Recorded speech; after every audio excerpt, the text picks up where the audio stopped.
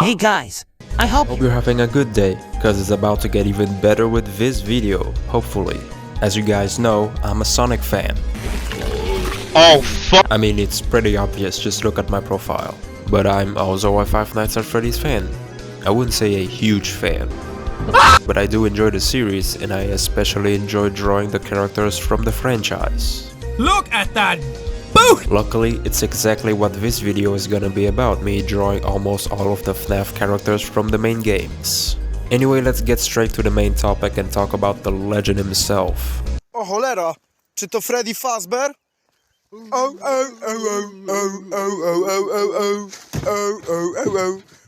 Freddy Fazbear. My style of drawing characters is mostly cartoonish, and when it comes to animal characters, I'm usually inspired by Disney or Warner Bros style, or if you like to call it, furry.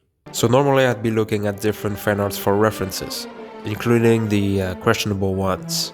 Drawing Freddy was pretty simple. I drew him smiling to represent his welcoming nature, made him do a nice little wave, made his entire look overall stylized but still resembling a robot enough, and voila!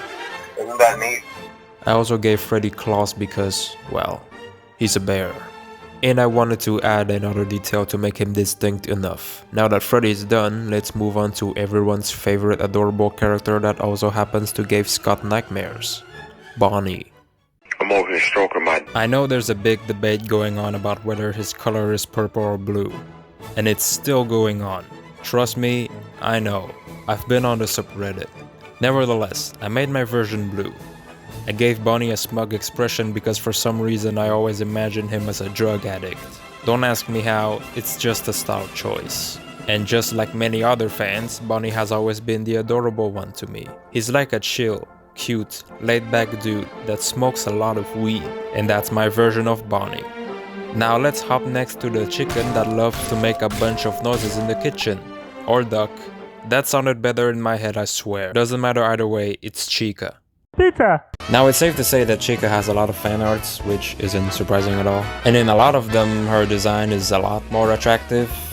I mean, that's not a problem at all. But keep in mind that this is still like only the first Chica from FNAF 1. Either way, she's actually one of my favorite characters from the first game. I think she looks terrifying and also silly at the same time.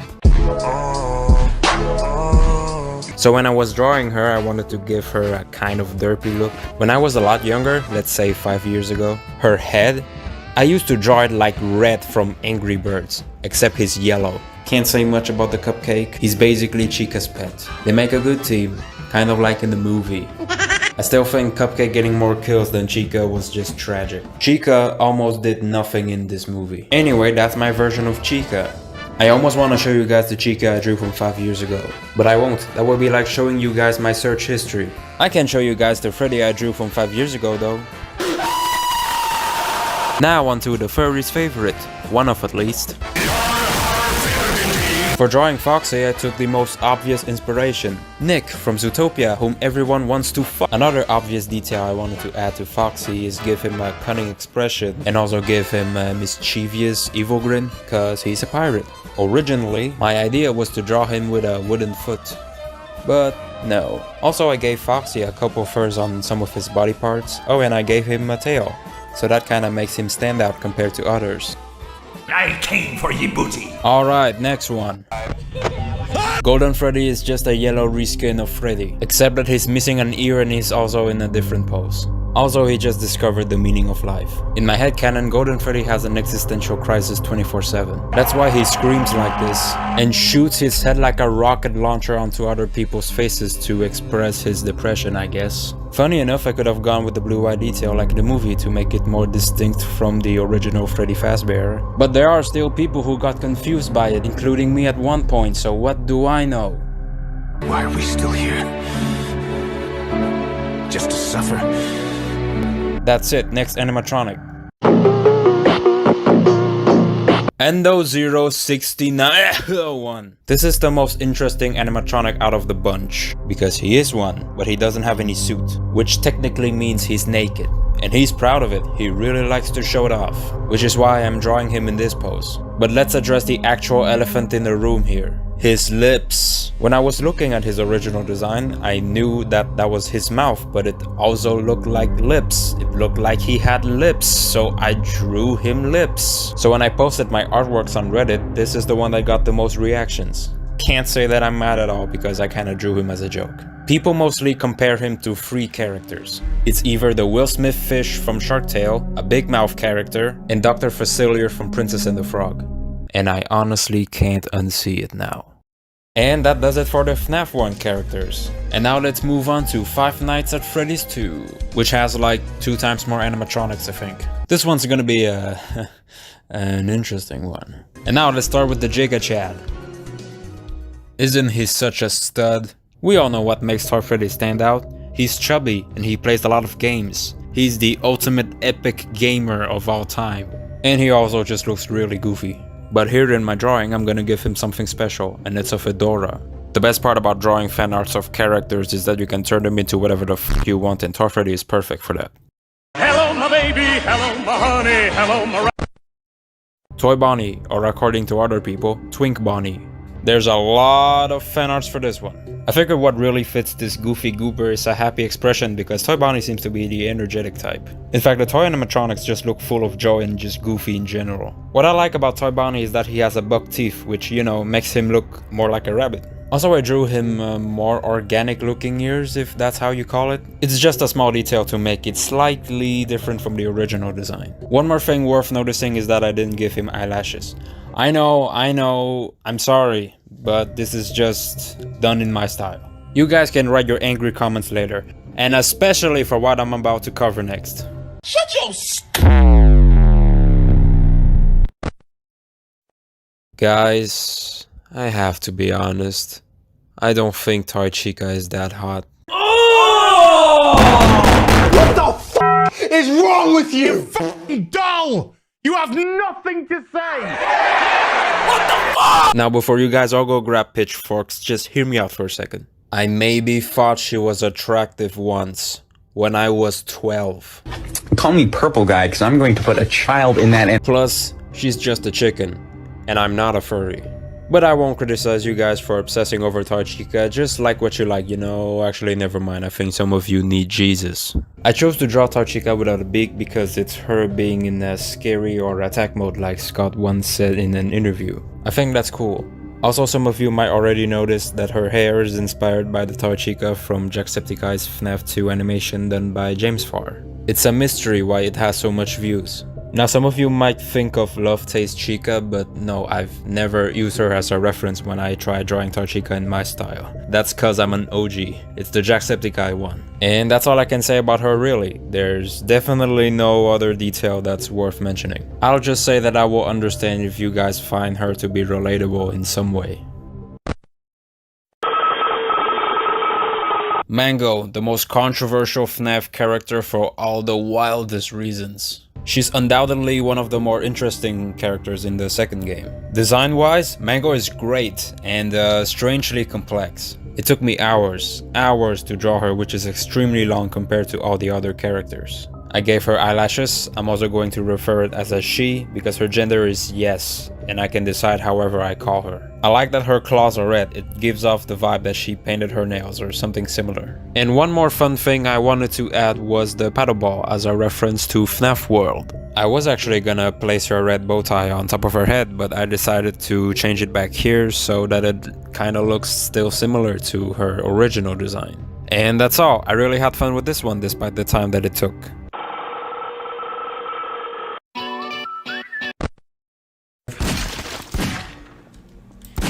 Ow! Ow, that really hurts. Can you stop? This little bastard. You can already tell by the way I draw his expression that I wanted to give him the most punchable face ever. Fun fact, I looked at other several characters like the one I'm showing right now as references because they look a lot like Balloon Boy.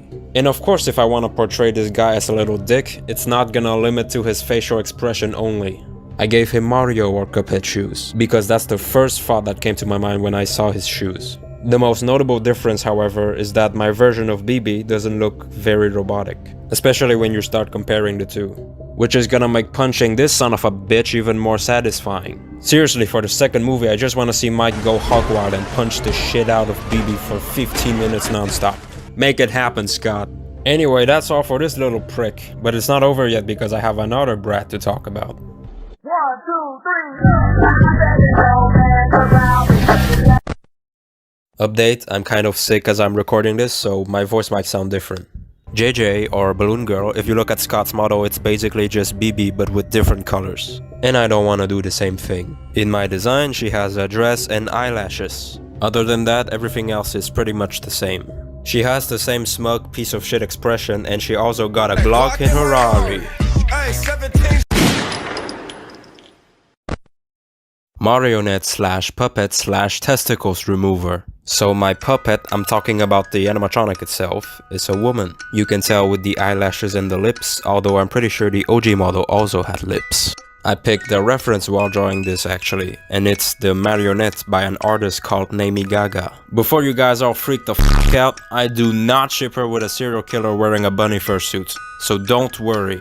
In fact, in my AU, if I do have one, none of the animatronics would be possessed. They will all be robots with their own conscience. One thing I wish I did differently was the legs. They seem a bit too short, so it looks kinda off. Other than that, I like this design. And Freddy definitely did. Just a little out of context thing. I hope they do Marionette justice if it ever appears in the second film. It's a really interesting and complex character to dive into in my opinion, and I hope it'll be at least well written. Alright, time to talk about the Wizards. Oh my god. Oh my god. Since I grew up with memes, the only fitting vibe I can give Withered Freddy is a charismatic and seducing look. What, did you expect me to use the word Riz? The Withered animatronics are basically the ones where I try to draw them as close to the original designs as possible because I think they look terrifying. But the goofy element is still there for this animatronic specifically, with the set of separate teeth, like when you see a cartoon character get injured, which already makes it different from the FNAF 1 Freddy Fazbear. Withered Freddy in particular has these dirty spots on him that makes him look old and used. He also has wires sticking out of his armpit. What's funny is that Scott cared about making Withered Freddy distinct enough from the FNAF 1 Freddy, which was supposed to be the same character. But then he made reskins of Withered Freddy for new characters 2 times. And now, time to talk about one of my favorite FNAF characters. Freddy, my f***ing head is gone. Use one of the spares, you f***ing shit. Withered Bunny. Without him, we wouldn't have this masterpiece being created.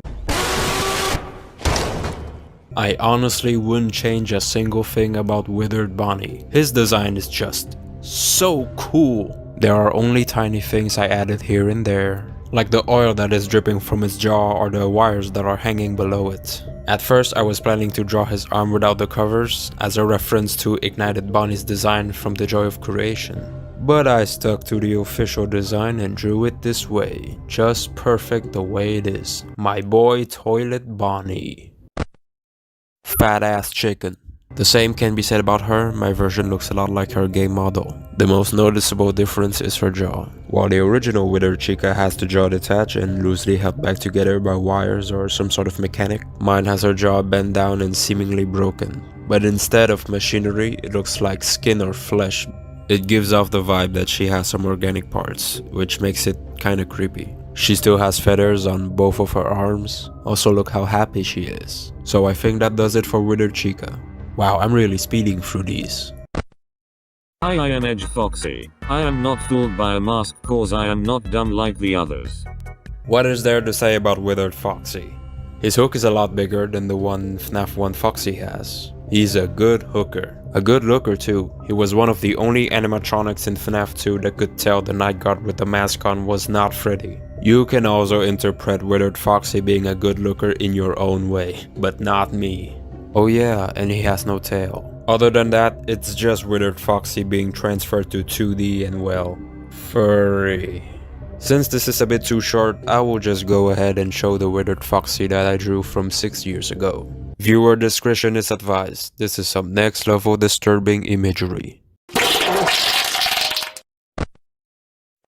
There's nothing to say about this one. It's just a floating head. On second thought, I'll recorrect myself real quick and say that Withered Freddy has over 3 reskins. And that is far from being the last reskin that I'm going to talk about. Scott sure loves his reskins, doesn't he? Shadow Freddy pretty much has the same pose as Golden Freddy. He also looks traumatized. You know, sometimes it's hard for me to talk about these characters because they literally are just recolored versions of 2 other already existing characters. Though this one doesn't have dirty spots and is just Freddy but purple. Moving on to the next Shadow Boy. Shadow Bonnie, or known as RWQFS, I'm not gonna read that. You know, the guy who can crash your computer. That's why he looks so happy. I'm pretty sure he is Toy Bonnie's shadow. I mean, just look at his design. This is also the fastest animatronic I ever drew. Bro only has 2 colors. It is in my headcanon that Shadow Bonnie can float and teleport anywhere he wants. He is one of the most powerful beings in Five Nights at Freddy's. His mere presence can crash your game. That's how strong he is. Looks like I'm almost wrapping up Five Nights at Freddy's 2 because there's only one character left to talk about. The lips may be gone, but he's still trying to seduce you. And I will make sure that this running gag lives on forever. I don't have a lot to say about my versions of the Endo characters because again, they look a lot like their original game designs. I didn't take a lot of creative liberty with them. The Endo one had lips, this one doesn't, but it's striking an even more obvious sexy pose. And you can bet your ass that I'm gonna go even harder on the next Endo characters. And that's all for FNAF 2. Lots of characters, they're all very colorful. I actually replayed the game recently and I enjoyed it quite a bit. Really like the vibe of FNAF 2 and its characters. I hope the second movie does it justice. And the writing too, of course. Next up, Five Nights at Freddy's 3. It has one of my favorite character designs in the entire franchise, but is also one of my least favorite games in the franchise, unfortunately. You know, sometimes the suit still goes off by itself. This Disney DVD is enhanced with Springtrap. Probably one of the most popular characters in the franchise, if not one of the most iconic characters in horror gaming. One of the most thirsted over characters too. A very complex character, and most of all, he just looks so badass. Sucks that his jump scare had to look like this. At first, I actually wasn't too satisfied with my Springtrap design. I just thought it looked off. But after seeing Reddit's positive reaction, both from the subreddit and the Discord server, I heart you too. I'll talk about the most important part here, the gore. His Spring Bonnie suit is so rotten and broken that it left a huge gap there at the waist. And that's where his intestines are. They're dark brown. Not too red because I don't want to make it too gory, and realistically I imagine that rotten guts don't look like fresh blood. I don't even know why I'm saying this because this is a man who has been spring locked and left to rot by his own Fursona costume for 30 years. But he cares enough not to let his guts spill out. Dude knows how to rearrange organs. And that's when you know he's a ladies' man. Aside from the flesh, I also gave him bones, which is something that the original didn't have, mostly to make it distinct. I do notice that most Springtrap fanarts are yellow. Mine's green because green equals grass, and grass is something that you need to touch if you think about fucking this guy every day. All that being said, great character. Vincent approved. A third Withered Freddy reskin. So for the Phantoms, they have a more yellowish green compared to my version of Springtrap. Even for the face, I made sure Phantom Freddy looked different from Withered Freddy and Shadow Freddy. He still has wires sticking out of his body. He's missing an ear and most noticeably a leg. Now I'm not sure if the official model is actually missing a leg, but I've always assumed that it was the case. Makes it neat. Ow! Oh, stop it! The bucket hurts. You know what? Die, balloon boy. Phantom Balloon Bastard.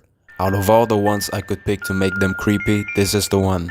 The biggest inspiration I had for drawing this face was the false balloon boy from Pop Goes Evergreen. Really amazing design, by the way. Kane Carter outdid himself. The smile and the eyes. Really good stuff. Mine has teeth though. I feel like adding the teeth kind of made it less scary, but whatever. If I had an occasion to make BB look creepy, this is it. This is the one. Watermelon! You can tell the exact moment where I stopped caring and just went full meme mode on several animatronics. But I have to say, this is my proudest work yet. I'm not even doing Phantom Chica dirty, quite the opposite. I'm doing her justice. There's no better way to represent Phantom Chica than to draw her as a thick watermelon. Withered Foxy reskin, here we go. This guy has one thing in common with Phantom Freddy, and it's that he's missing a body part, but instead of a leg, it's an arm. Oh, and I actually drew a small part of his tail this time, cause Withered Foxy absolutely had no tail. And now I'll get the biggest detail out of the way. Have at thee! Ah, my fucking knees! Get crowbarred, bitch! Thanks for the crowbar, Foxy. Foxy, what the fuck? I don't know, I'm bored! Always feels nice to reference something nostalgic here and there. Next is Phantom Puppet. I'm actually kind of scared to talk about this one. Phantom Puppet. Looks normal, right? Well, Freddy doesn't think so. The original model also had curves, so I don't know what all the first is about. Hot as fuck, though. But good thing I posted this here and not on r/FNAF meme. Anyway, while the regular puppet has roundish eyes, the Phantom version has pointier, sharper eyes. The end of the jaw is also much sharper. And look at that smile. Creepy, ain't it? But I know thousands who would disagree. Another thing is that her legs are longer, so it looks better this time. Oh wait, maybe that's why. That does it for Phantom Puppet. There's only one character left for FNAF 3. Cue the music. Phantom Mango. Yeah, I didn't draw her full body. Call me lazy, but this is what drawing almost 100 FNAF characters does to a motherfucker. Her neck is a bit different from original Mango. She's also hanging from the ceiling this time. But let's talk about the biggest thing here. It was actually a hard decision to make. Should I just keep the regular endo head or should I do something different? And not long after, I chose the latter by drawing a human skull. And that's FNAF 3, I think.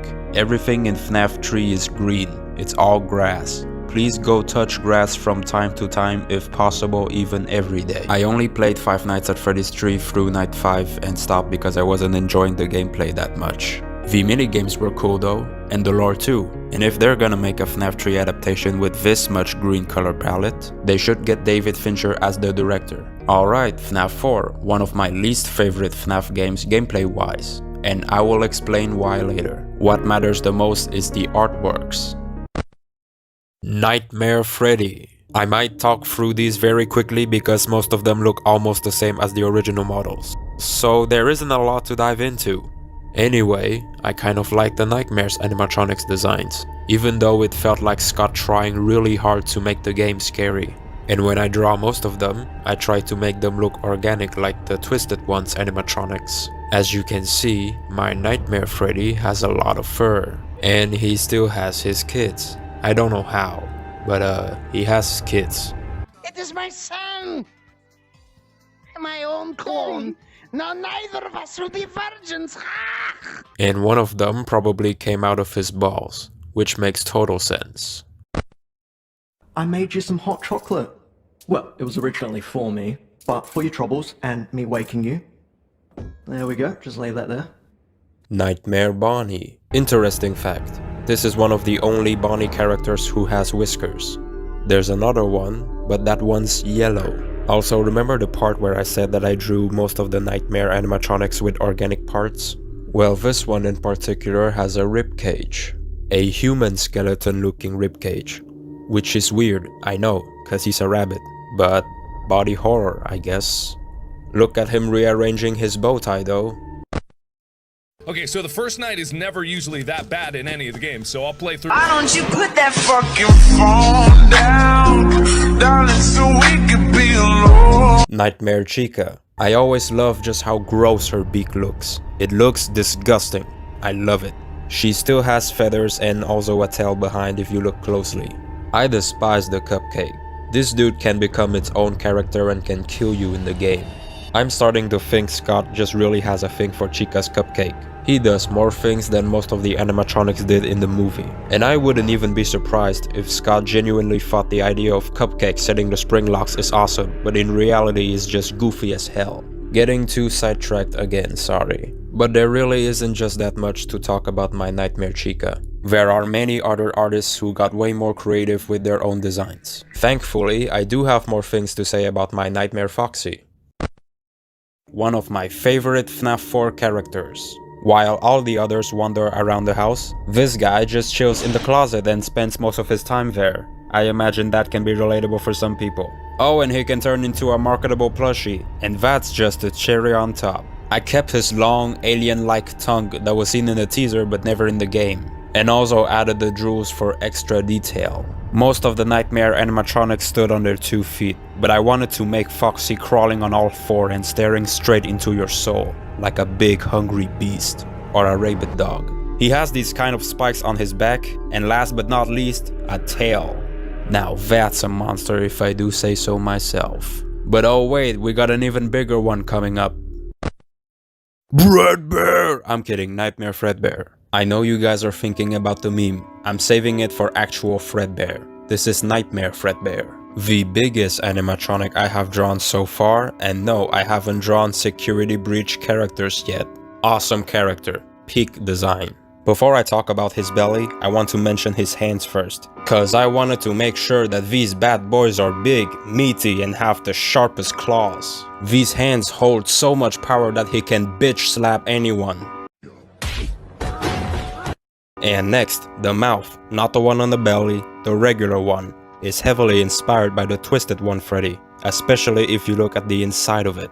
And lastly, the giant tongue sticking out of his mouth belly, with all the wrinkles and stuff. Some might find this scary, some might find this hot. I don't care. I love drawing this guy. And I also want to give a quick shout out to this fan art. This is not just the greatest Fredbear artwork, but probably the greatest, hardest FNAF artwork known to mankind. Seriously, this drawing f***s. Wow, this is actually the most fun I had talking about a character. Good news is, the next couple drawings start to get pretty wacky. Nobody wants to watch this stupid movie! Look, if you don't like it, you can leave! Okay, but yo, God! No! That's a Freddy Fast Yacht right there! Springtrap Sun. The smallest animatronic in FNAF 4 but still as vicious. I added the chair as well because it just complements even more to the vibe that I'm going for. What I like is that for once, this is one of the easier FNAF 4 characters to draw. And 2, I love this facial expression. 1 can only imagine so much of what he's saying or implying with this posture, those hand gestures, and that face. Remember the chest that ends up serving absolutely zero purpose to the story because Scott never brought it up again? Well, now it does serve a purpose because inside is actually full of drugs, the good stuff, and Plushtrap is making a deal with you, and he's very convincing too. This might get memed, and I will be happy if it does. I crash your game, but I am Darth Fredbear. A perfectly accurate and normal artwork of Nightmare, which is just Nightmare Fredbear but black and transparent. I went kind of wild, I mean very mundane with this one. I mainly just want to talk about my favorite aspect of my drawing of Nightmare, and it's his abdomen, which is just the Death Star. He has the cape, the red lightsaber, the pose, so why not just do this? You either get slain by him or join the dark side. Also, guess what? He is the crying child's father. I solved the lore, you're welcome. Side note, I kind of rushed the endoskeleton parts, they don't look very detailed, that's me being lazy. Onto the DLC characters, we have this lovely trick-or-treat duo. If you look closely at Jacko Bonnie, his body doesn't seem to be having fur and it looks as if it's made out of pumpkin, which is exactly what I'm going for. I liked adding the glow effect inside of him. You can see some orange, yellowish light shining through some of his orifices. And also a glowing, slimy liquid that's inside of his mouth and slowly drooling out, kind of like a syrup. Now, for all of those who were upset at the way I drew Phantom Chica, good news for you. I have treated Jack-O Chica with even more respect this time. She looks so good that Jacko Bonnie points and laughs at her. That's what I call recognition. The fire that's burning from the fury of her eyes isn't just a style choice, it's also to associate the character with fire like the way the game does. And also, pumpkin. Believe it or not, I don't hate Nightmare BB. He's less annoying than regular Balloon Boy and I kinda like his design. His head is a literal hamburger. You can probably fit a child inside that thing. Once again, like most of the Nightmare animatronics I drew, there's an organic feel to this design. Like his human looking nose, his legs especially, and the details on those knees. I didn't keep the same consistency when drawing his arms though. I guess lack of consistency is one thing I have in common with Scott. Also, the inside of his mouth is brown, which is flesh, not dark blue like in the game. I think that's it for Nightmare BB. It's a Nightmare BB only drawing. My name is Kane. I am your bitch. Okay, fine, they have the same color palette, I couldn't help it. Let's move on to Venom. Nightmarion unironically goes hard. It's like the puppet, Slenderman, and Venom all merged into one. The original puppet had a clean, smooth feel when it comes to its design, while Nightmarion's entire body has all of these wrinkles and parts that look like tree roots or bones. Or in this case, it looks like Groot. It has a defining ribcage and pelvis, and also an extremely thin waist, which is why I like the bizarre monstrous approach that I went for this character. My version of Nightmarion is also partly inspired by Monster Bendy from the Dark Revival game. Its foot looks like hooves, but I guess much more thin. Holy crap, I didn't make a single tentacle joke talking about this one. I'll probably speed through this one very quickly. The most interesting part of Nightmare Mango is that this is the closest you'll ever get to what a Nightmare endoskeleton might look like. Close to Nightmare since his suit is transparent. But here you can see a lot of details. Other than that, it's just Nightmare Foxy but with different colors. They even have the same tongue, that's why people ship these two. And yeah, that wraps up FNAF 4. So what I don't like about FNAF 4 is really just gameplay wise, maybe because I played the mobile version, I don't know. But I tried really hard to listen to the breathing sound and I never hear anything, despite turning the volume to max. And when the jump scare hits, I got an earring. You can argue that's what makes it scary, whatever, but I can't hear shit every time so I keep losing. I've been stuck at night 2 for eternity. You can even say that I have skill issue and I'd be fine with that because I have no intention replaying FNAF 4. Lore wise, it's pretty good. Mostly. But the animatronics designs are cool enough, not to mention there are plenty, so in the end I had fun drawing them. Okay, sister location. My opinion on this game is going to be controversial. You wanna know why? Cause it's one of my favorites in the franchise. Starting off with Circus Baby. Very unique character design in my opinion, like most sister location characters anyway. Judging from her appearance and her name, she is about 7 feet tall. She's the biggest animatronic out of the crew, which isn't the case here in my version. I have actually gone through a lot of designs for my version of Circus Baby. It would always change, and I'm happy to say that I currently like this one. She is a mix of the original Circus Baby and the Charlie one from the graphic novel. A few other fan arts also came in mind, except for the fizzy one. I personally don't really like it. Oh God, pass! Pass and never show me it again! I would say proportions wise, she looks closer to the graphic novel version, especially with the thin waist. But her face is not humanized at all. Her cheeks are a bit sharper and kinda sticks out compared to the game model. I drew her eyes in the same style as Akko from Little Witch Academia. Speaking of which, I don't really watch anime. At least not as often as I used to. But most of the stuff Studio Trigger makes slaps. Her eyelids are purple. This is a personal style choice, so are her hands, minus the red circle on her palm, which is seen in her game design. Here her eyes are blue, not green. If I remember correctly, blue eyes indicate that she's not possessed by Elizabeth. Unless my FNAF lore knowledge is failing me. I like her jester shoes, but I never understood what these pins are for. I'll just headcanon my Circus Baby that she likes doing acupuncture, and she never once thought of removing the pins. And her pigtails look more fat. That's it for Circus Baby. I stylized this one a lot. I like it. Spider Mommy!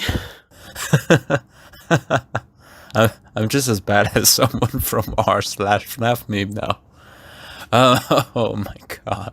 You guys were probably wondering there has to be at least one FNAF character that I find attractive. She's the one, outside of number 1 crate. Not to mention she looks the most human out of the animatronics. Plus look at her outfit, do I even need to say more? But on a second note, what the hell was Scott thinking when he made her? Onto my Ballora. Like Circus Baby, I went through quite a lot of different designs for her, and you can easily tell in these old drawings that I was not the best when it comes to proportions. And I was just a naive little boy. I mean, I am still very young now, but hey, I got better at drawing proportions. I hope so at least. The 2022 version was actually not too bad, but looking back, I'm not very fond of the way I drew her waist and her tutu. This, however, oh, I am happy.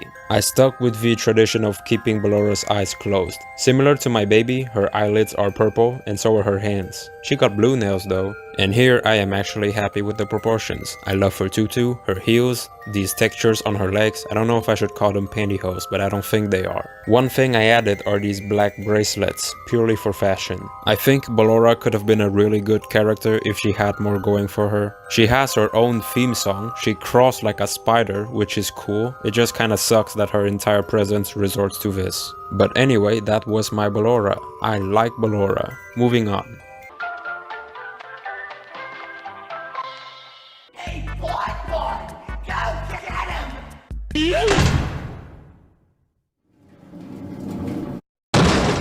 Boy, did I hate this bastard in Custom Night, but today we're here to talk about my Funtime Freddy. I just want to mention first real quick in case you wonder why I have older fanarts of sister location characters but not others. It's simply the fact that I draw sister location characters the most. And like I said, the game is one of my favorites in the franchise, so there is bias. All that being said, I don't like this drawing from 2021. The 3 separate doodles are cool, but I don't like the main one, which is ironic. But fast forward to 3 years, look how adorable he is now.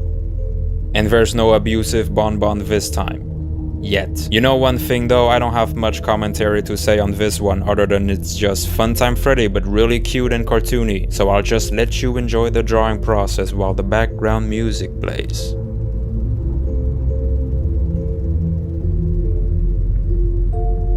Marvelous. Hey Bonbon, bring out the next character.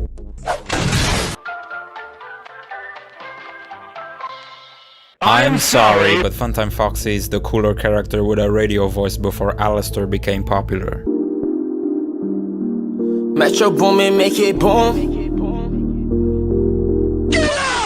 Funny story, I have no older artwork for Funtime Foxy, but check out this drawing that I did years ago. Now let's get back to the current one. If you've heard his voice lines, then you can tell that he has a male voice. When drawing Funtime Foxy, I was drawing with the mindset that he's a male. But at the same time, I kinda ended up making him in a way that you can't exactly tell whether he's a male or a female. Though to me he still looks more like a male, maybe it's because of the eyebrows. But if I ask Freddy's opinion, which is where I shared a couple of my art, a lot of kind folks over there would describe Funtime Foxy as zesty or just very gay. And I see the appeal, totally. All that said, I'm fucking proud of this. His pose and facial expression, I am very happy with how it turned out. And one last thing, this is the Foxy with the biggest tail in my collection of Foxy, so that's saying something. Alright, it's scooping time.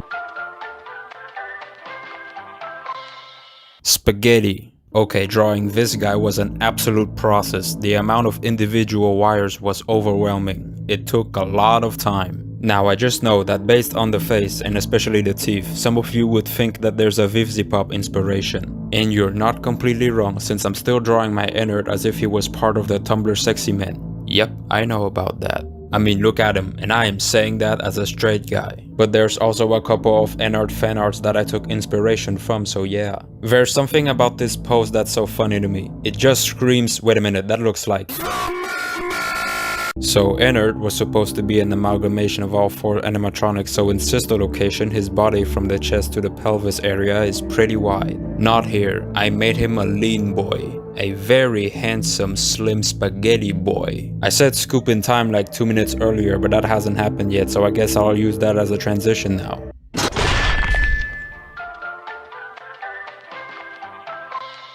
Guess I'm gonna start with the Babs first. So we got Billy Bab and Electro Bab. Design wise in the games, there's absolutely no way to tell them apart aside from the eye colors. So this is my opportunity to change that and do my own spin on it. You can easily tell which one is Electro Bab now. You should kill yourself now. I also realized that both of them look like baby monkeys. So that's something. When you think about it, these two are kind of like circus babies. That's weird. Next up is the Minarinas, who are very chaotic. Usually when I draw the same character, I like to make them different one another. Most of the time you don't see Minarinas with iris or pupil, their eyes are just pitch black. But when you do, it's yellow and it's during their jump scares. And just like here, one of them has yellow eyes. Yeah, that's it. We got 2 more left, so strap in. Normally I wouldn't have these two together, but the contrast of expressions is kinda funny. Let's start with Lolbit first. If I drew Lolbit like the sister location custom night version, then she'll just be a floating head. And if I drew Lolbit's full regular body, then she'll just be a Funtime Foxy reskin. Something I don't want either. So the reference I used to make a Lolbit this unique is none other than the one from the Click Team teaser. I love her vibe and her outfit so damn much, this was obviously gonna be a reference for me. There are some changes I've made, like how she wears an orange shirt under her black and white jacket. She wears blue jeans and a belt, with the button being a reference to her Please Stand By logo. That does it for Lolbit. Time for Grumpy Old Bonnet. Yeah, it's a recolored Bonbon with eyelashes. She's pissed because Bonbon keeps spending time with Funtime Freddy, even though his ass is stuck to Freddy's hand, so he can't exactly move anywhere. Also, this won't be the last time you'll see a character smoke. Alright, just one left to go.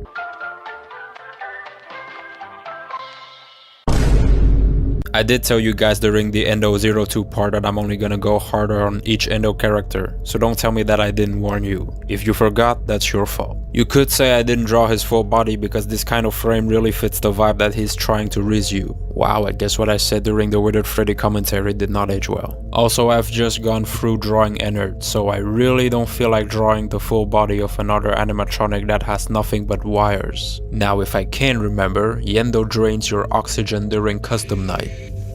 I mean, when you see him like this, he's quite breathtaking. Oh, brother, this guy stinks! And that wraps up Sister Location. I love this game so much, and I still do now, because it felt like Scott trying to do something different while still maintaining that horror element and some sci-fi vibes, which is usually a mix that I love. And there was just more things to do in Sister Location compared to the previous games.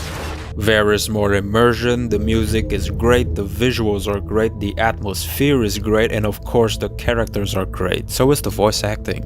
That's gross. Spiders are awful. I don't like them. They're creepy and awful. I think Ballora would be more like a snake. It's peak to me and I will forever defend this game. But Pizzeria Simulator is good too, and it has some great characters to make fan arts of.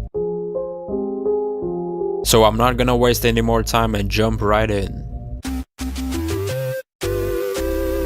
Scrap Baby is such a banger of a design. Is it exhausting to draw her considering the crap ton of details? Yes, but it's so worth it. Also, I've never seen a single FNAF fan mention this, but I've always wondered if she isn't a reference to Edward Scissorhands. Just something that has been on my mind for a while. Anyway, I did have a couple of Scrap Baby doodles before I started drawing this, but I'm completely satisfied with the final result. I want to talk about her claw. Just look at this thing. What a killer machine. I'm also gonna throw some fan arts in here real quick where I took a bit of inspiration from. Here we go.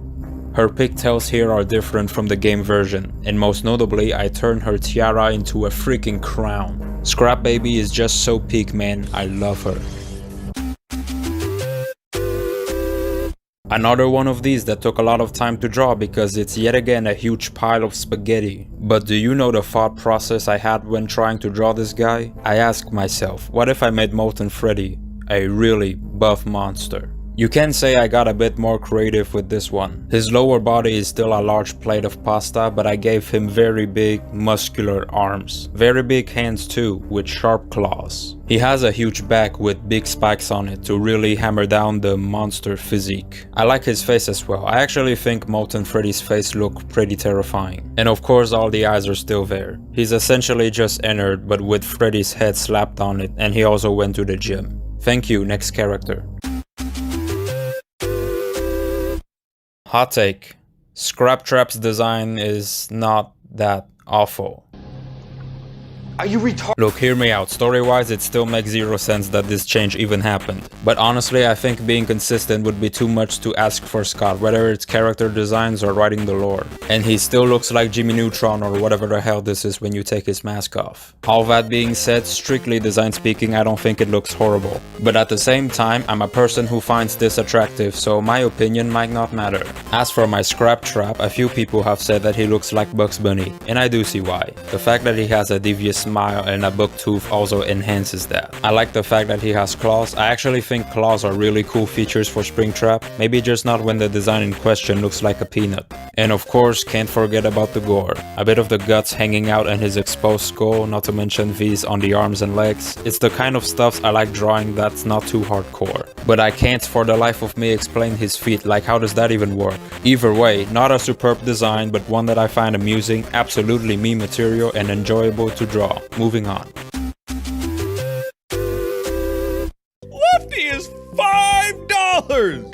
You guys seeing this shit? The reason Lefty is so cheap is because there are literally 2 reskins of him and they both look more polished than this poor bastard. Anyway, just like most of my Freddys, Lefty has claws. But I forgot to draw them on his feet for some reason. And by the time I realized that, I already finished this drawing. The thing I liked doing the most was adding the puppet's hand coming out and holding the hat. The hand is also coming specifically from the left side from our POV because his name is Lefty. I'm gonna shut up also because I have nothing else to say about this, so enjoy the drawing process. Lefty's $5! Helpy, one of the most therapeutic characters in Five Nights at Freddy's, because you can torture him how much you want for your own sick entertainment. Unless we're talking about this guy, but today we're gonna talk about this guy. I can't express how much I like drawing small characters that look mischievous or downright evil. My Helpy is essentially an intelligent, cocky businessman who can easily manipulate people. The glasses are to determine how smart he is, and the cash he's holding determines how rich he is by running Fazbear Entertainment in the most capitalist way possible. I don't even know what the fuck I'm talking about. Anyway, another interesting thing about Helpy, design-wise this time, is that he's just a smaller version of Funtime Freddy, but with a buck tooth and no bonbon. Also, in my AU, he does drugs a lot. Besides all that, what a meme this character is. Ah, the good old times when 12-year-old me used to think that this is official. And even if this model looks a lot like Toy Chica, I unironically prefer this over the official Funtime Chica design. It looks so stylized, but this is pretty good too, I guess. I like that she has a speaker on her body similar to Funtime Freddy and Foxy. Some continuity, finally. And based on her personality in Ultimate Custom Night, it's only fair to draw her striking this kind of pose. I added some detail over there to make it seem like she's wearing a vest. Her cupcake isn't here, so sorry for that. Also, whenever I don't say anything after, it just means that I'm letting you guys enjoy the video without commentary. Like this.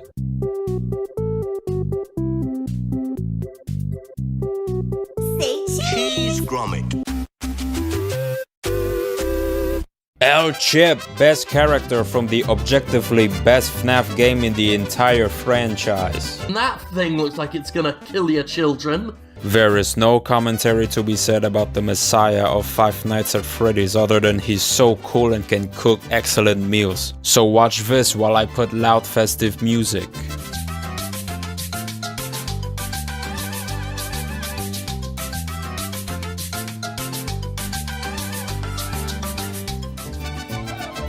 Los pollos hermanos. Music Man! We had Spider Mom, now introducing Spider Dad. Look, I like Ballora, but come on, Music Man is pretty awesome too. He gives off super cool dad musician that can perform for 420 minutes vibes. He's someone that really enjoys life, which is something I hope that you guys do, can do, or will do. I like that his feet are symbols. Also the tiniest things like giving him shades or a little beard can make him hotter. Really putting the man in Music Man. Please deposit, please deposit, please deposit. This dude is so annoying in Ultimate Custom Night. Thankfully, there's nothing like that to worry about in here. Rockstar Freddy is a very confident guy who loves money and thinks fast coin is the strongest currency there is.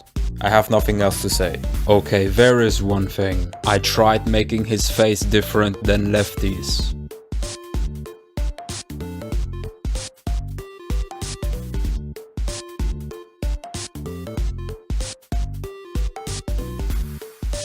Here's the fucking money, shithead! This is maybe one of the scariest bunnies in my opinion. Anyway, I made him depressed because he lost his guitar, which is in line with the game, and this time no one's here to help him. To that I say, you dummy, how can you lose something that's about the size of your spine? By the way, I like his voice. He has a cool voice.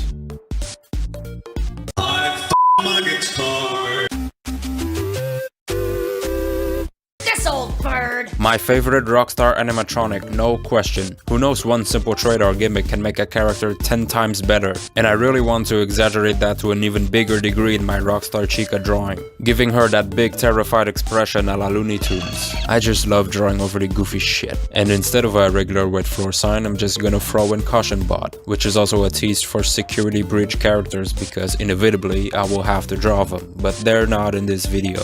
Back to Rockstar Chica, I certainly enjoyed drawing mean old chicken with anger issues and a phobia of falling onto the ground. This old bird is afraid of wet floor signs. Another Rockstar animatronic that I appreciate. He's just a chill guy until he decides to kill you because fuck you. But generally speaking, he's pretty cool. And we finally have a variant of Foxy with a wooden leg, so that's really neat. He's also the only Foxy who has a musical instrument. Speaking of which, this is probably the most simplified drawing of an accordion you'll ever see. Also, you know me well with making small characters super wacky. And in this case, it's Rockstar Foxy's parrot, whose name I don't even know. But you can tell these two love to smoke a fat blunt together. All that being said, Rockstar Foxy is cool. Just don't touch his bird all the time or he'll flip it right back to ya. Scott said, what if Mater from Cars and Goofy had a child and turned that child into Freddy?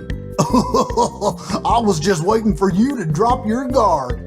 I have to say though, Ned Bear might be one of the most unique ones design-wise out of all the Freddys. That is, if we can even count him as a Freddy. He's the only Freddy who wears that tie instead of a regular bow tie like how all of the other Freddys wear. His hat is attached to his head by a spring, so that's pretty cool. And his face just looks completely different from all the previous Freddys. There is no way in hell you can look at his face and then tell me that this dude can walk straight. Headcanoning him as a drunk sounds very fitting in my books, hence the booze. Happy Frog. Kermit the Frog. I think I ended up making her look more like a lizard than a frog, but it doesn't matter. She has frog in her name, so she's still a frog. Very odd choice to give a frog character buck teeth, but they're supposed to be Looney Tunes rip-off, so I guess it works. Now, what I like the most about the drawing, it's her trying to be a ninja, and her hands and feet being actually frog-like, instead of just regular hands and feet like 80% of the other animatronics. Oh, and she's one of the few animatronics who wear pants. By this logic, most of the animatronics in FNAF enjoy being butt-ass naked. I have as much to say about Pick Patch as I have to say about FNAF World in this video so far.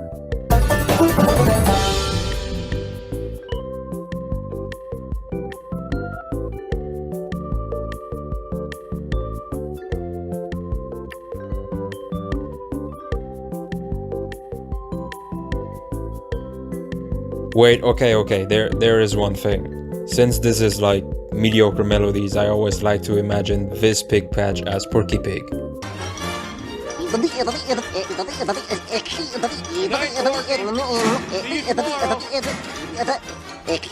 home, folks. My friend, you have met a terrible, terrible demise. But you know, sometimes it happens when you stumble upon a video that has some cringe moments or moments that show this is not a professional video. It reminds me of when I realized that the text-to-speech Sonic voice just wasn't doing it and I had to use my real voice instead. But what if my real voice sounds even worse than that text-to-speech Sonic voice? Or what if I got out of topic and ramble on too long for, let's say, I can't do this shit no more. And that's Mr. Hippo, hope you enjoyed it. I bet you can already imagine what character I had in mind to take inspiration from while trying to draw Orville in that cartoon style. What's funny is that Scott gave Orville elephant feet, but he doesn't care about giving the rest of the mediocre Melodies members feet that match their animal counterparts. Also, him having a flower as his bow tie like Mr. Hippo is a nice little detail implying that the two are good friends. Unless it's just a coincidence. And let's not forget about his magical wand. Wank? I'm not very good at pronouncing. I had so much fun drawing this and I don't need to tell you why. There was no way I will finish this lineup of fan arts without including Balloon Boy getting murdered in at least one of them. Also, this is just a me thing, but I can see Security Puppet as the Funtime version of Puppet. It's very different from the original Puppet, and I like that. It's also the only time I draw Puppet being in a music box, because most of the time I would draw their full body. But I don't think we ever see Security Puppet outside of the music box, aside from the minigame, and that doesn't count. All that being said, this was super fun to draw. Take that, BB. Remember when I said that El Chip is the best FNAF character? Yeah, I'm gonna put Trash in a gang right next to that spot because these characters are unbelievably peak. Weird taste maybe, but you know what they say, another man's trash is another man's treasure. So let's start with number 1 crate, hottest Five Nights at Freddy's character and beats Ballora by a mile. Why? Because there are so many layers of attractiveness to this character. Next up is Bucket Bob. Look at him, he's so silly, he looks like he's about to fall. Behind is Mr. Can Do, and let me tell you why he has a great name. Because for every single character in this franchise that has possibility to play an important part in the lore, for all we know, Mr. Can Do is super significant to the story and we just haven't realized it yet. It's in his name, he can do anything. Holy fastball, Scott, you are such a genius. And then we got Pan Stan, he's a pan. Ooh, and we got Mr. Hugs, whose rivalry with Tar Freddy doesn't stop and will never stop. After following this franchise for 8 years and having drawn over more than 70 animatronics, I realized that I might need therapy. This is how I feel drawing the 73rd character so far. But hey, thank goodness I'm at the end. Oh, you know what? All of this is for another video that won't be releasing anytime soon. Now let's get back to Lemonade Clown. This guy's face, as well as Fruit Punch, reminds me of Wallace and Gromit characters. One thing I had a bit of fun doing was the bubbles forming a frown inside of his bladder. Wait, no, sorry, it's lemonade, right? So there you go, I like drawing depressed clowns. So that leaves us one more and then we finally wrap this bad boy up.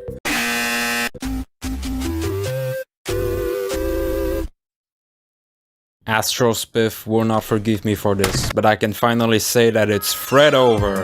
Practically every single animatronic from the first game to Pizzeria Simulator, not including FNAF World because I refuse to torture myself even further, has been drawn. And Pizzeria Simulator seems like the perfect place to end this video, which is a part 1.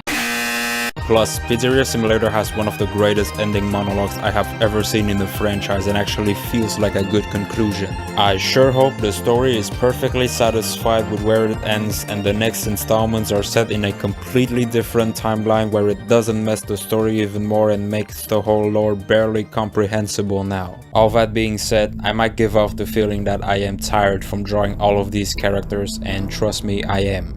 But it is still an absolute joy to draw all of this. It is a joy for me to draw in general, especially when it involves a franchise I like and sharing it with you guys. You can obviously tell that after months, I still haven't bought a new microphone. Now let's dive right into it. Actually, I want to mention that I did play Help Wanted recently and it's a great game. I played the flat mode version because if I can't even buy a microphone, why would I be able to buy a VR headset? Anyway, I really enjoyed Help Wanted, except for that plush baby level. These little things, I swear to God, I want them to die! Glitch Trap, in my opinion, is a very unique character, concept-wise and design-wise. The first time he appears in Help Wanted, I was like, oh, so we're not dealing with the same William Afton. This feels new, this feels fresh. Man, with such a unique and new character being introduced with the potential to be very interesting, there would be more games coming after Help Wanted so that we can learn more about his backstory or how the games developed this character further and not just completely forgetting or ditching him for 4 years and then have him reappear out of nowhere in a new game for like only a few seconds. Alright, enough of that, to the actual drawing. This has already been said about my scrap trap, but now with glitch trap being drawn in my style, I think the Bugs Bunny inspiration, or at least comparison, is very strong here. Unintentionally, like, I didn't think of Bugs Bunny when I was drawing this, I was just thinking of cartoon. I also like that this is the first time in a Five Nights at Freddy's game where we see an animatronic that doesn't look very metallic. Glitch trap suit looks like it's made out of leather. It's kind of like one of those suits that you would see people wearing at a festival or a circus.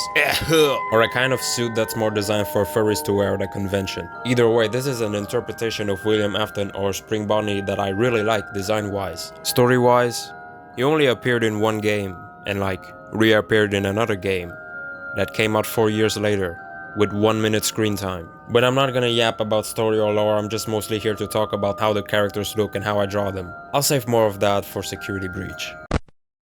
Now let's talk about Dreadbear. Dreadbear. Did I seriously just say Dreadbear? There are seriously over 3 variants of Freddy's whose name contains bear and then the word before ends with Ed. I already made the bread joke in the first video, I'm not gonna do it again. Anyway, Dreadbear. Honestly, it's hard to talk about this one because I basically just drew him the same as the original design. I like that Frankenstein is basically canon in the Five Nights at Freddy's universe now, under the form of a 20th Freddy variant, but it's cool nonetheless. I also appreciate the fact that a character like this could have easily been modeled in the same way as the Five Nights at Freddy's 4 Nightmare animatronics, with a bunch of exaggerated sharp teeth. They could have easily gone the repetitive, easy route character design wise, but no, they didn't. They actually thought about making it look different, and I appreciate that. And also, he's gigantic. Just look at him. Oh yeah, I guess the one semi-interesting thing I added is these drools. Disgusting looking saliva that comes out of his mouth when he's roaring. That's all for Dreadbear, moving on. Again, yeah, no idea what to say about this one because I drew it the same as the original. But I do find this Foxy variant pretty dope. He looks fire, no pun intended. Steel Wool really cooked with this design. So I guess I did the character honor by drawing him basically the same. I think this version of Foxy also has a bit of a reference to the Grim Reaper, which is awesome. There were so many layers on while I was drawing this character because of all the details it has that my tablet was heating up. I also made sure to add more flames onto his body, especially his chest area. I also think his tails looks absolutely majestic. It burns all of the other Foxies in comparison. Okay, I'll stop. That's it for Grim Foxy, my beloved. Now we move on to, my favorite Five Nights at Freddy's Help Wanted character. Atrocious little f***ing gremlins. I'm not joking. After playing Help Wanted, I feel like I owe Balloon Boy an apology. And as for the plush babies, the darkest pit of hell has opened to swallow them whole. So they better not keep the devil waiting. Anyway, my hatred aside, the best part about being an artist is you can draw anything you want according to your imagination. And that could also be the worst part of any artist if you spend enough time on the internet. But point is, I can draw anything I want when making an artwork of Plush Baby. And I drew what I couldn't have the ability to do when I was playing Help Wanted. She deserves it. I hope you can brutalize them even more if they ever make a Help Wanted 3. I don't care if you can attack them with bowling balls or shoot them in Help Wanted 2. Steel Wool, I need more! I want more! I think I might have drawn some of the objects here a bit off. The placement of the wooden cross does seem a bit wrong. But I'm super happy with the reception that my Plush Baby art got. I love you guys. Except for this one weird comment. Like, why the hell did you even think of that writing this?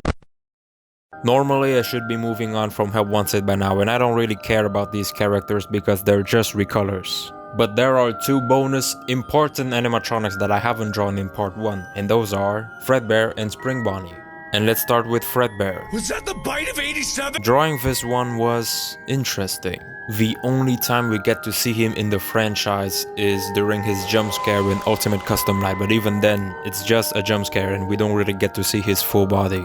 And he also looks the same as Golden Freddy, like there isn't much of a difference. So for references, I'm gonna rely purely on fan arts. And Fredbear from FNAF World, for the high colors. Not exactly a huge fan of a lot of Fredbear fan arts where he's basically just an unnightmared version of Nightmare Fredbear. I think it looks very cursed. but I like the ones where the most noticeable detail is his jaw being bigger than a lot of other Freddys. He did crush an entire frontal lobe, so I'm obviously gonna implement that into my drawing. And I think it does differentiate itself enough from other Freddys. And of course I had to add the crying child in, but I just couldn't draw him seriously. I just couldn't. I plan to, but I'll just save that for when I draw the human characters.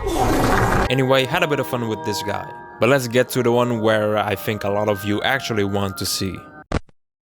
At last, he's finally here. Another important character that Scott only seemed to make a model for in FNAF World instead of the official games. But here's a fun fact, we do see him in one of the Help Wanted files. Or in the unused content, I'm not sure, but anyway, I figure I could add him in the Help Wanted section because it is pretty related when this came out. The way I've drawn him holding his knife is obviously a reference to Steve Raglan, the William Afton from the movie. Which, by the way, I hope we do see a lot more in the second movie.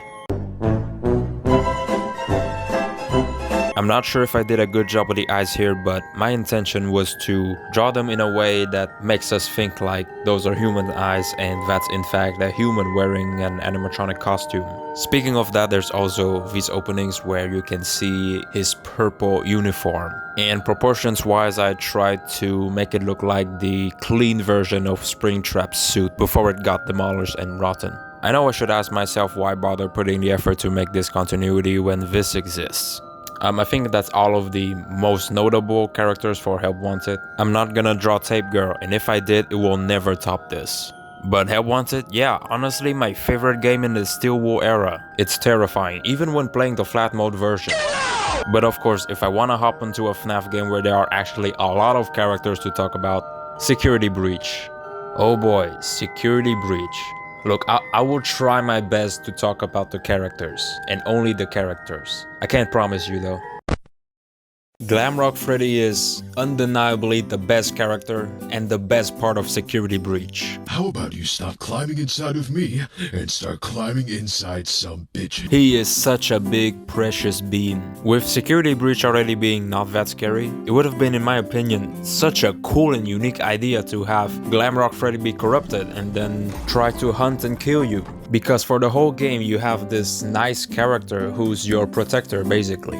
Having him be corrupted during the climax of the game, where you just cannot rely on him anymore, would add so much more tension. Oh crap, I'm already yapping, I gotta go back to talking about the actual drawing. Now, the one consistent rule I have to follow drawing the Glamrock animatronics is, they all have to look hot. Their designs are obvious furry bait. Funny thing about my Glamrock Freddy is, I wanted to make him look cool and confident, like he's on stage with his friends ready to rock on and give the performance of a lifetime. Hence this facial expression, which a few people pointed out that he kind of looks intimidating. About 99% of Glamrock Freddy fan arts we see him looking bubbly and cute, happy, so yeah, I get that. He is, without debate, the most slim, lean looking Freddy. I mean, look at those hips. By the way, I both did draw and animate Glamrock Freddy a couple times in the past. I drew him once on paper, I had this cute little Christmas artwork, I made a short animation of him that you can check on my channel. And this one right here was the last Glamrock Freddy artwork prior to the newest one.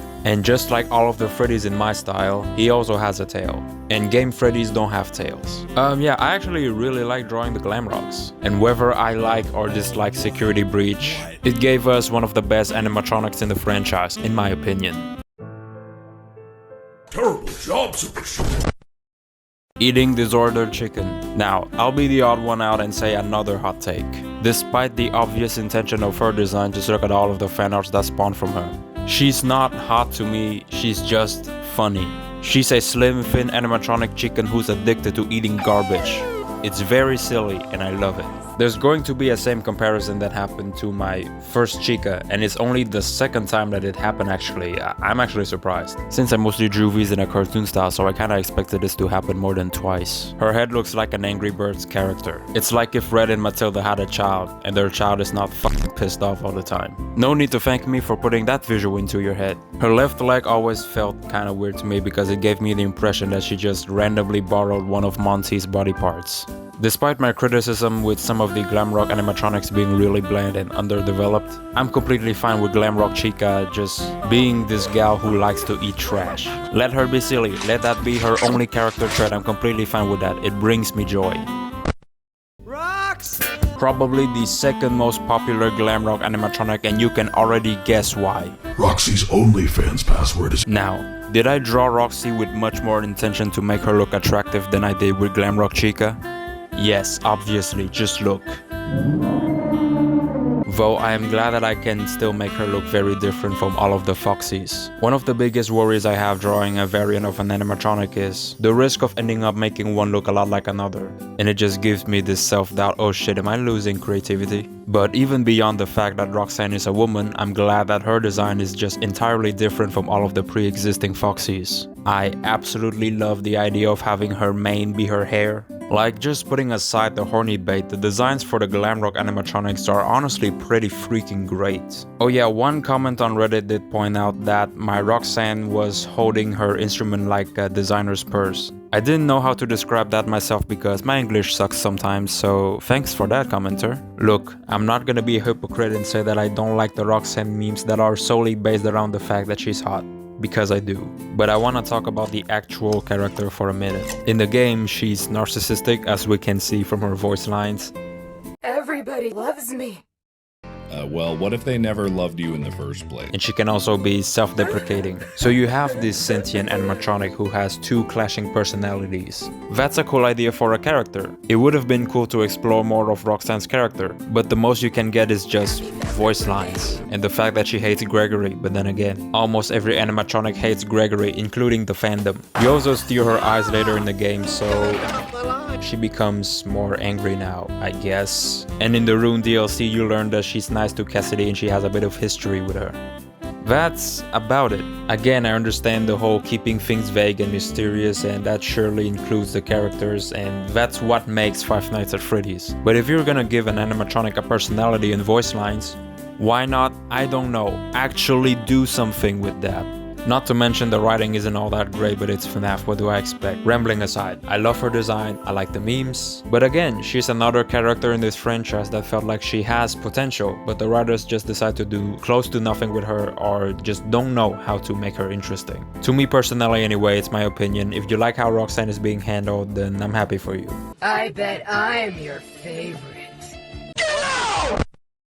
Homophobic Gator. Apparently Monty brutally murdering Glamrock Bonnie because he does the gay with Glamrock Freddy is considered canon by 99% of the fandom. I mean, I jump on the jokes too, but forgetting all of that, come on, guys. Monty is cool. I can convince all of you by showing this single image. And this iconic line. The way he says it just gets me pumped up all the time. If you look at this pose I'm drawing him in and you wonder what exactly my intentions are, the answer is yes. Like I said, they all need to look hot, and Monty is no exception. I mean, have you seen his fans? There are subtle details I drew, like these scruffles under his jaw. Just small things like that that makes him look more daddy. That better not be the most replayed part of this video. There's actually a pretty funny reference I used while drawing Monty. It's Gex. Or Vector, although that one will be too obvious. I guess I'll also add that I made his head look pretty organic. Especially if you look at his mouth, you'll see this detail that you see a lot in reptiles. But that's about all I can say for Monty. Stop the Monty slander, I'm serious, he's not that bad, guys. But I'll consider him bad as him killing Bonnie is actually canon. 6. Now! One of the best characters in Security Breach, no doubt. Both their designs and how they're utilized in the game, and of course all of the memes that come with it. This is something I haven't said when I was doing part 1, but I'll address it now. I noticed recently that I drew the animatronics very detailed, almost one-to-one to their original designs, and it no longer feels like my style anymore. But I don't do that with Sundrop. The fact that I drew him, especially his face, in a very less detailed way, helps making him look very friendly. He seems like a very safe and responsible animatronic to have around children, and also looks very welcoming. Move, bitch! Unless if you're this kind of person who walk into his place, then you are banned from the daycare. And on to Moondrop. I think I might have made him look a bit too cute. Doesn't help that I accidentally made him look like he's part of the Tumblr sexy men again. Also, I'm just wondering, if Sundrop could change into Moondrop, since he's an animatronic, how is it possible that he hid all of the triangles that were all over his face when he was Sundrop during his transformation into Moondrop? Oh, and he can f***ing fly too. How can he do that? Oh right, I forgot, this is Five Nights at Freddy's. Anyway, back to talking about my Moondrop drawing. Wait, hold on. Did I forgot to color that? Oh no. Oh crap. But seriously, all in all, Moondrop and Sundrop, amazing characters. And the voice acting from Head and Goff is great too. This is peak modern Five Nights at Freddy's animatronic. Bravo Steel Wool and Scott. One of the best security breach characters, definitely up there with Glamrock Freddy. Vanessa reminded me why I really love women. And she's also the scariest security breach character brought to you by White Woman Jumpscare. Oh, and in case I haven't mentioned already, she's the first human FNAF character I've ever drawn. I know there's another one coming up, but I'm starting with this one first. I definitely scrolled through a lot of fan arts on the internet for references. She is such a bad... While I found some pretty good ones, there were a lot of AI art. Look, I'll say it right now, this might be a super controversial opinion, my video might even get disliked to hell with this. I dislike AI art as much as the next guy. But in my opinion, using AI art as a reference and then draw your own art different and even better, that's fine. Although if you're tracing AI art, then yeah, you're basically just copying what the AI did, and that's questionable. So I'm just saying that AI art is probably only good for one thing, and then the other being those stupid AI Mario memes. I still obviously wish and look for a future where AI does not replace actual artists or talent. If the worst happens, then I will be depressed. Anyway, back to drawing my Vanessa. I tried to make her, especially her face, look close to the original design, but also having my style, my own touch to it. She's not the most attractive woman character I've drawn, but that's not my goal, that's not really what I'm going for. Sure, making her still look pretty attractive was on my mindset when I was drawing. But it wasn't my main objective. My Vanessa has a messier hair, also I noticed that her face looks a lot better when zoomed in. When zoomed out, her face looks kind of off. I like her purple nails. Not a very subtle reference if you're already familiar with Five Nights at Freddy's, but it's still pretty cool nonetheless. I feel like I didn't draw her proportions all that well, namely the lower half. Funny story is, I've drawn Vanessa before, like I would say 2 years ago, but I only drew her upper half. My old version also looked different from the new one. But all that to say, I guess I'm just a bit mixed on the proportions. Thankfully, it's not Lady Fizzy's level of proportions. And I think I speak for a lot of artists when I say that every time we look at Fizzy's art, we try to improve on drawing our proportions, but all in all, I'm pretty happy with my version of Vanessa. As for the character itself, let me see. She has about only 2 minutes of screen time in the entire game at most, and only a couple of voice lines. We're supposed to be on lockdown. It looks like someone's mad. Go cry about it, bitch. Including a really weird one. Gregory, I think you deserve a reward. Go check the main stage. What? What the fuck? Vanessa, are you trying to kill him or seduce him? What the hell was that? I know there's no real bad intention, but still, this line would feel so much less awkward if the protagonist was an adult. It's mostly the delivery. Though I'm not gonna lie, I was only 16 when Security Breach came out, and hearing that line for the first time did something to me. Mommy. Despite that though, still one of my favorite white women in gaming. Wasted Potential the character. Let's see what Vanny brought to the franchise. Endless complaints and even more furries. She barely even has 2 minutes of screen presence unless your game glitches a lot. I'm in there! In which case she appears more than intended. Anyway, I think Vanny's design is great, and no, I'm not just saying that because I'm sexually attracted to female anatomy. Her design is glitch trap levels of good, so it really sucks that she's so underutilized. Before some of you jump and say, oh but we don't even see William Afton in the previous games all that much. The first games had a much more limited budget and utilized it decently with its storytelling, and that involves the character William Afton. Plus we don't even see William in any of the trailers except for maybe FNAF 3. Security Breach was promised to be a grand scope FNAF game, and not to mention the trailers heavily marketed Vanny, and when it came out we barely see her. Also they took away her knife for no apparent reason. Oh wait, there is a reason. Anyway, speaking of Vanny's knife, I kept it, and I also added a bit of blood dripping, which kinda seems like she just killed someone recently. Also, the way she holds her knife is a little quirky, and yes, it's meant to be similar to when she was striking that pose during one of the cutscenes. She has a much bigger and fluffier tail. I might have drawn her eyes look more like snake eyes, but you know what, I think that might have made her look even cooler. Obviously my version looks cuter, but that's still the face of a deranged person who can kill you. I adore her walking animation, by the way. I'm not gonna bother commenting more on the character itself because everybody has already said it. She's underwhelming. We all know that. Scott has said in a recent interview that she will reappear at some point, but nowadays I'm taking his words with a grain of salt. Holy sh! Anyway, just like all of the missed potential characters in this franchise, they all make for good memes and good art. I don't know if mine is good, but I'm pretty happy with it. Also, shout out to all the artists who draw stylized Vanny with the rainbow hair. I think it looks really cool. It's a crappy Mr. Hippo fridge magnet? Lame. Isn't there some other way for you to communicate with me besides talking so loudly? You know, I'm starting to see why William is fine with murdering kids. Anyway, Gregory is not the fandom's favorite character to say the least. Now, I don't hate Gregory to a large extent. I mean, yeah, he's annoying, mostly his voice. Wow! How did you figure that out, Gregory? Did you use your human brain?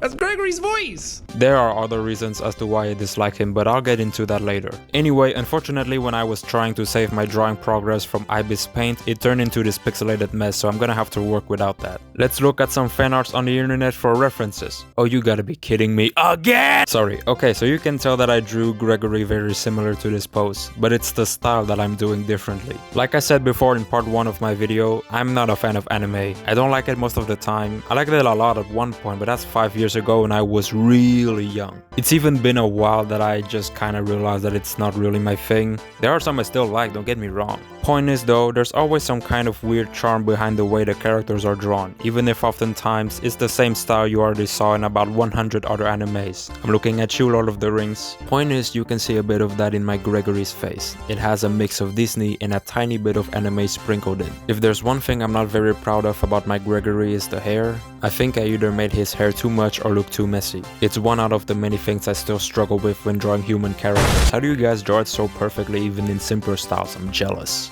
I don't have much more input for my version of Gregory, so I guess I can talk a bit about the character. Skip this if you don't care. I don't like Gregory because for a protagonist that has a lot of voice lines, the entire game gives you nothing about his backstory, even to the endings, which by the way, this game has way too many different endings and almost none of them add much to the story or are that interesting. What the actual All you know is that he's a random kid who's stuck in a mega pizzaplex and needs to do fetch quests in order to escape. He also reappears in Ruin just to tell you to do a couple things, only to actually be the mimic the whole time. You also learn nothing more about his character in Ruin. Cool, how am I supposed to care? Not that Michael was a great protagonist, but the difference is that he was a silent protagonist, and the games never asked you to care that much about the character. Most of the bad endings in Security Breach are trying to evoke an emotion out of the player and make them feel bad for what happens to Gregory when choosing that route, or at least seem like it. Except, who even is this kid? And apparently he's evil in the books? What the hell is going on with this lore? Again, that's just how I feel personally. You can disagree all you want if you like Gregory. Anyway, I should stop yapping. Gregory isn't an awful character. He's just kinda...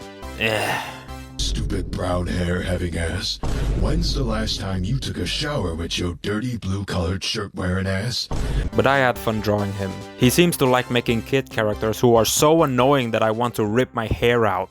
I must build my boat. Say hello to the trapdoor. Okay, so I have not experienced the gameplay of Security Breach, so I can tell you how I feel about the staff bots in that aspect. With that said, I love how they look. They're cute. And their designs are pretty simplistic, but not in that way where it feels lazy. There's kind of a Wall-E, Baymax, the Wild Robot feel to them. And I usually enjoy drawing simplistic characters, so that's just a plus for me. There's like 10 variants of these bots I think, so I'm not gonna go through drawing all of them, just a couple, starting with Security Bot and Map Bot. They look so charming, I mean there's no way you can sexualize them all for fun. One thing I want to bring up is that I struggle with drawing their lower half for some reason. I don't know why, I just remember having a hard time drawing those parts until I feel satisfied enough to move on. Next up is Nightmare Staff Bot. I'm pretty sure that's not their actual name, but they remind me of Nightmarion. So I had to add a couple of details to make you understand that these bots should terrify you. And finally, we have the Ballora staff bot, which is originally from the Afton family dinner table Easter egg, or at least that's what people are saying. And she's in love with Nightmare staff bot because I honestly can't come up with a reason, because this is just random, it's not even funny. Anyway, I like these silly bots. My feelings towards them might change if I play the game one day, but for now, I like them. This is the most difficult Endo character to draw in the entire franchise. I think I spent about 12 hours on this sucker. There is so much detail on this animatronic, it's crazy. Props to Steel Wool for designing them though. They're pretty creepy too, even if their patterns and mechanics are the same as the joy of creation. But the moment I've been waiting for is to both continue and end the running gag of this series, that is the Endo characters seducing you. And I wanted to go all out and give them the most extravagant pose. This is perhaps the end we'll see of the Rising Endo cycle. No, I'm not going to draw the AR animatronics, it's way too insane. Anyway, goodbye Rising Endos, you had a good run. Call me bluff and say that I'm lying, but I'm telling this story anyway. Back in 2019, I always thought it would be so cool to have a gigantic animatronic in a FNAF game roaming around that's almost the size of a kaiju. And well, 2 years later came Security Breach with DJ Music Man. It's not exactly a super inventive design since it's just a bigger Music Man, but I absolutely understand that this is a fan favorite of many. Even Scott agrees. I mean, he's just so awesome. Since I don't have a lot to say about how I draw this one in particular, I'll just get straight to the point. I gave mine beard and chest hair. I don't know, it just felt right. I did the same for my Pizzeria Simulator Music Man, only this time around he's even more hairy. Next. I mentioned Wall-E earlier in my staff bot yapping session, and it fits perfectly as a comparison to Wet Floor Bot, or as others say it, Pat Pat. What's going on, Pet Pats? They're so cute, it makes me think that Steel Wool made these to generate a lot of merchandise. I kinda went and just decided to drop 2 characters in one artwork. The tiny Music Man is just a dirtier and smaller Music Man. Usually when I have barely anything passionate to say about a character, I just make them smoke weed and call it a day. That's about it. I have wasted a lot of your time shitting on several Security Breach characters, so I'm just gonna skim through this one quickly. It's pretty much unanimously agreed upon by the fandom that Burn Trap is one of the worst characters in this franchise. Hey baby! The jokes and complaints about this character have all been done to death, and I agree with most of them. Otherwise, he actually has a really sick design. It's better than Neutron Trap. Anyway, I'll go through the drawing part. Here's a reference used for this drawing. There's no better way to portray him than to draw him as a cranky old man who's confused and doesn't even want to be here. Sounds fitting. The cane is for extra humor, and so is this cup. I like that we see his bones more this time around rather than just mostly flesh. Cool design. The character is still kinda ass though. Also, I guess he's the Mimic now because fans hated the idea of Afton coming back again so much that they had to retcon and pull up this scenario when Rune came out with the inclusion of the Mimic. I could be completely wrong for all I know though, correct me in the comments. Anyway, let's just proceed. I am here to claim what is left.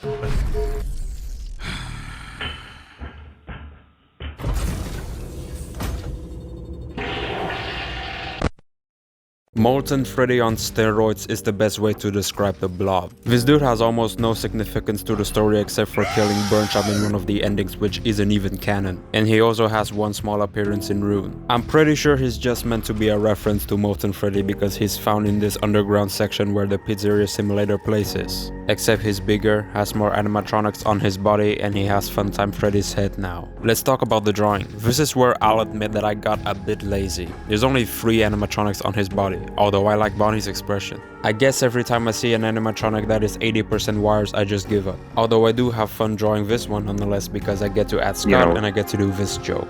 Listen, I'd love to see someone's perspective of the story to convince me that the Blob is good, because otherwise the theories, while can be interesting, are just theories, not facts. 90% of the supposedly story of FNAF games, especially the Steel Wool ones as of late, is built upon theories. It doesn't mean that every theory, including the popular ones, is the definitive canon story, because Scott and Steel Wool never confirmed any of them. So please stop sending death threats to each other just over debating the story of these games, if we can even call it a story. Because at the end of the day, I feel like there is no correct timeline of this franchise until Scott says it to our faces, and he most likely never will, because that's how this game keep getting being made so that people can keep theorizing and figuring out the lore. Again, theorize doesn't mean that it is canon despite how good it might sound. So please be nice to each other on the internet. In fact, you can still disagree with everything I just said and that's completely fine. And I think that's all of Security Breach. That is a lot of characters. Look, say what you want about Security Breach. Personally, I'm more in the middle. I don't hate it, but I don't like it either. The game is kind of a mess because it's on Scott for not communicating better, and on Steelwolf for overscoping the game too much that it results in a bit of a clusterfudge.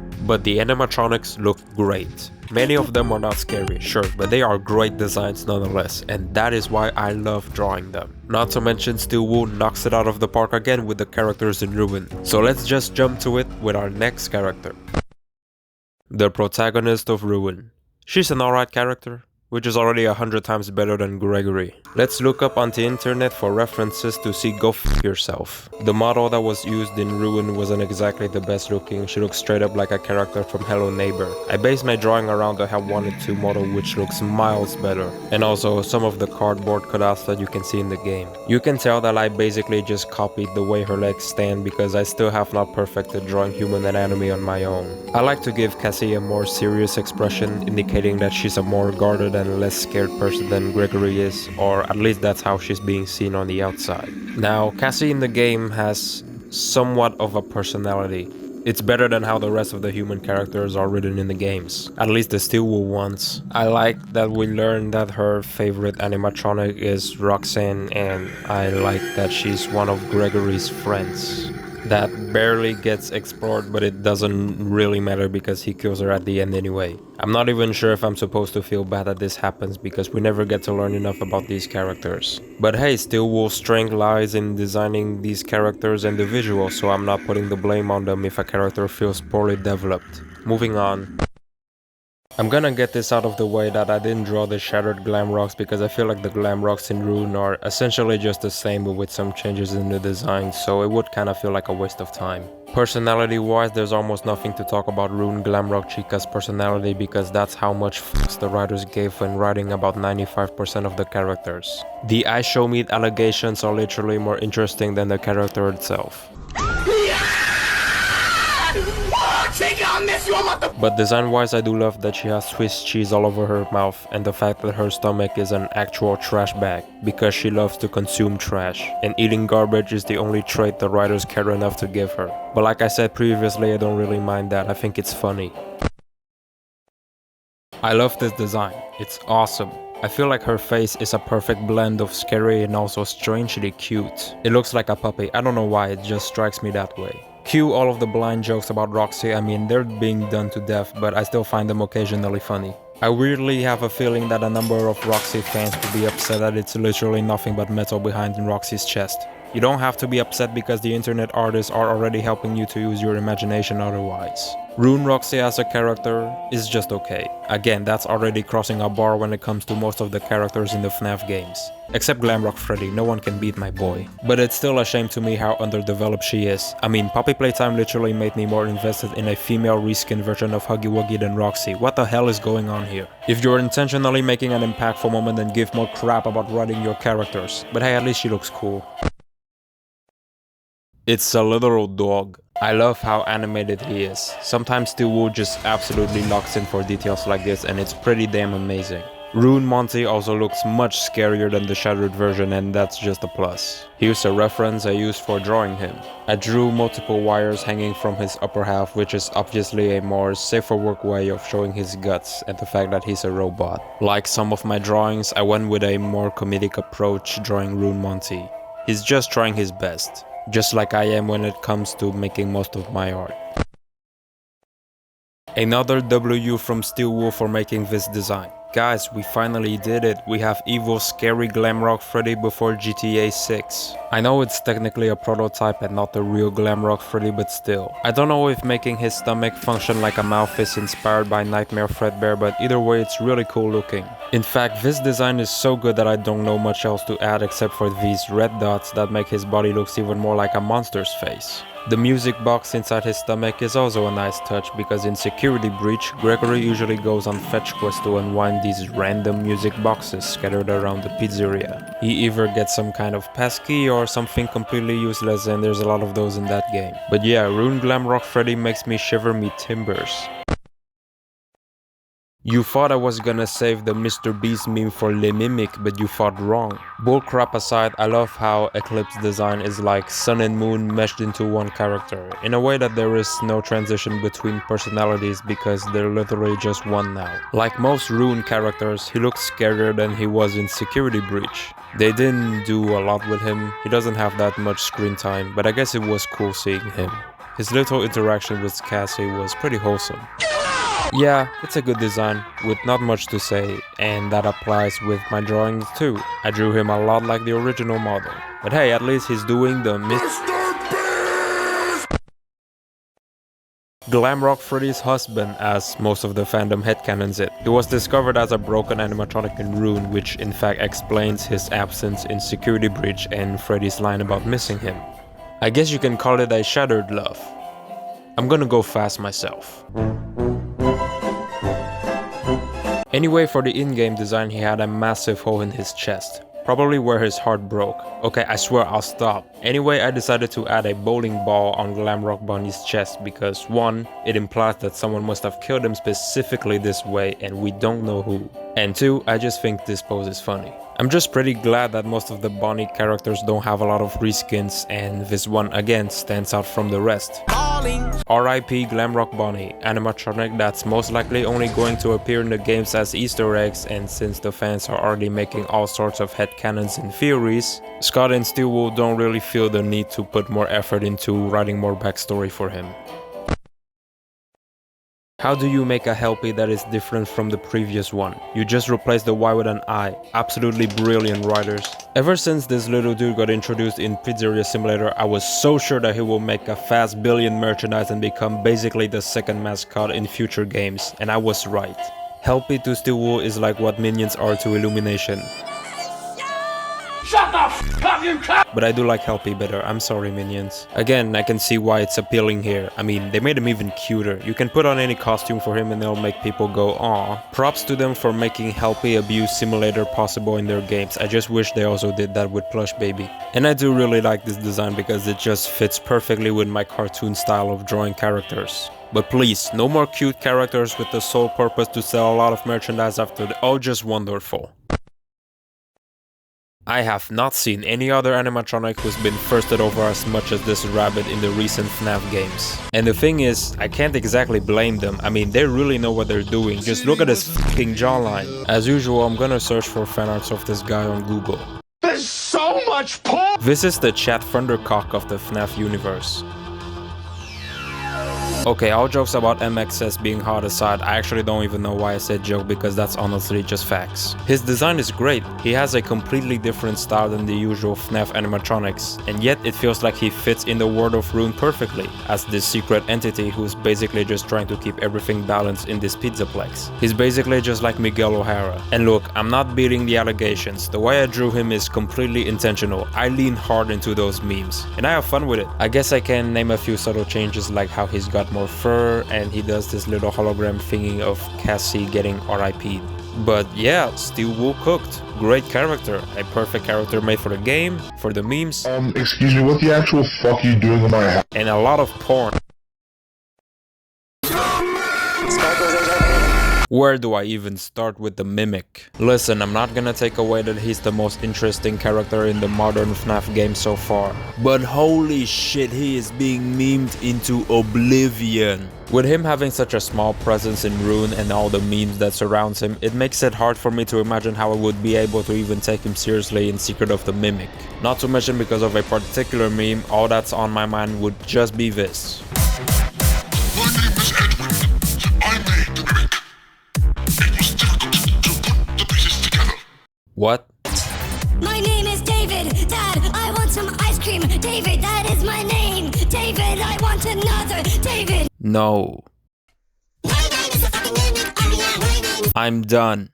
Let's just talk about the drawing. You guys know the approach I'm taking with most Endo characters are sexual.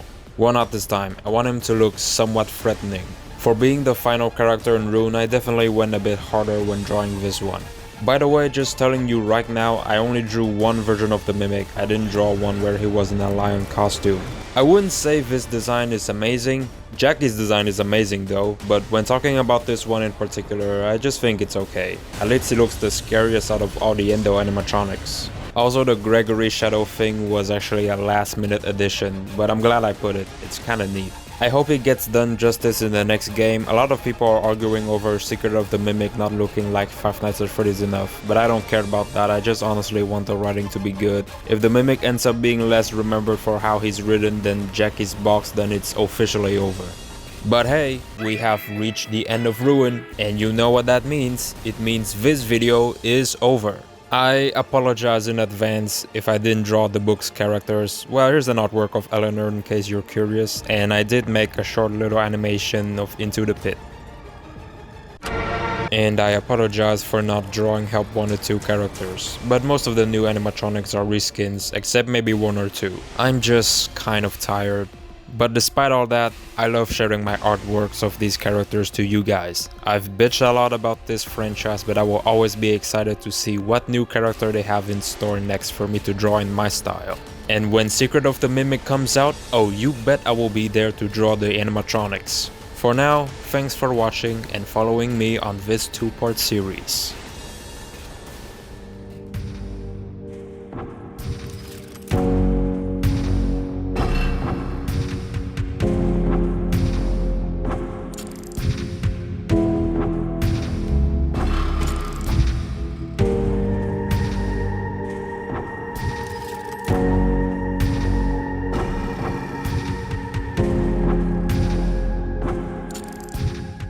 Maybe if my regular voice sounds this bad, I should do a shadow impression. I'll actually see if I can do one, hold on. Sonic, this is Freddy Fazbear's Pizzeria. You said there'd be Latinas here.